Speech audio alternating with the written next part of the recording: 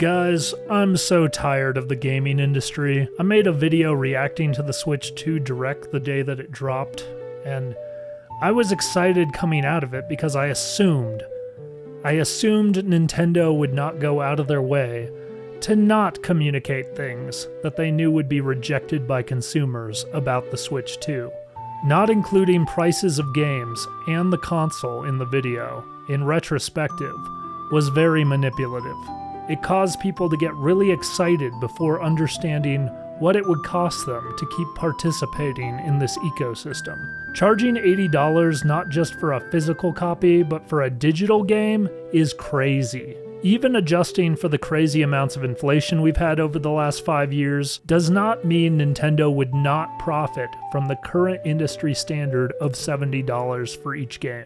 The fact of the matter is, I could understand the price point on a physical product being around there, seeing as how the company is creating physical copies that need to be shipped to the US and have a cut taken by retailers. Not to mention the global tariff situation currently. However, all of those excuses disappear with digital products, and at this point Nintendo is just gouging the foreign markets. There is no reason to set the price point of a digital product this high for any reason other than testing the market. In Europe, Mario Kart World will be $100 after tax, so we are getting off easy in comparison, but you know where the price is lowest?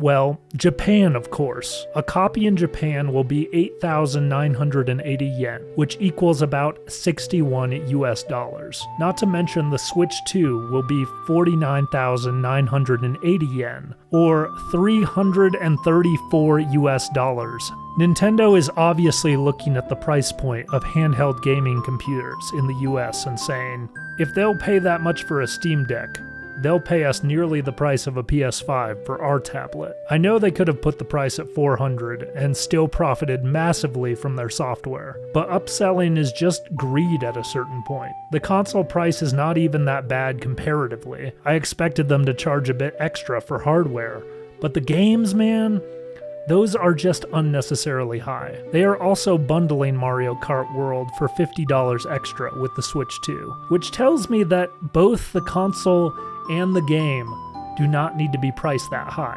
The unfortunate thing for them is this will probably cut into their profits to an extent. A lot of people will see that price tag on a digital product and just not want to buy it. The market was barely accepting $70, but $80 will drive many consumers over the edge, especially considering the lack of spending power the average working class person has right now. If this is what people can expect as a common price point for a large first-party title from them, then people might be turned off from buying their products in general right now. If this does succeed though, it will be the industry standard before long. The thing about Nintendo, though, is they hardly ever lower their prices on current-gen games, because the demand remains strong enough. So you can expect whatever price they put a game at to stay there for years. I really hope people vote with their wallets on this one, man, because tolerance is being tested, and people should not tolerate being taken advantage of so much.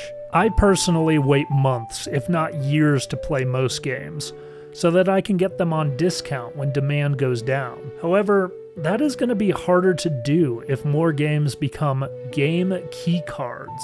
This practice is definitely the most consumer-unfriendly thing they have done to date. Having a physical copy just to have it be a licensing key that requires you to download the game off a server is wrong. Nintendo was leading the charge in being one of the last companies to not make physical media essentially worthless, but now they have gone the way of most companies in selling you a license key on a physical card or disc. Owning the whole physical copy of a game was one of the reasons that game pricing could change on the secondary market over time. But if all games eventually become digital licenses, then the only price people can get the game for is the price on the digital storefront. And how reasonable has Nintendo been about old and new game prices over the last generation? Not only will this turn people into slaves of digital pricing, but it will also keep fans from preserving old games. Emulation aside, people will not even be able to play something without internet,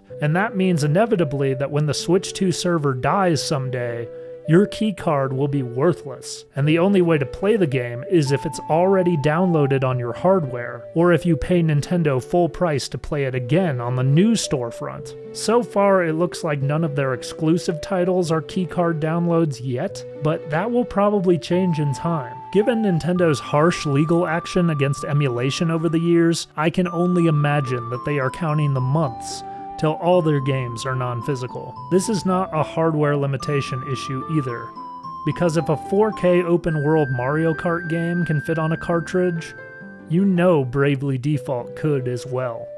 This is just tragic. I could ignore pricing for a while, knowing that one day I'd pick up a second-hand copy of a Nintendo game for a discount. But now that Nintendo is moving in this direction, it makes me not want to give them any of my money.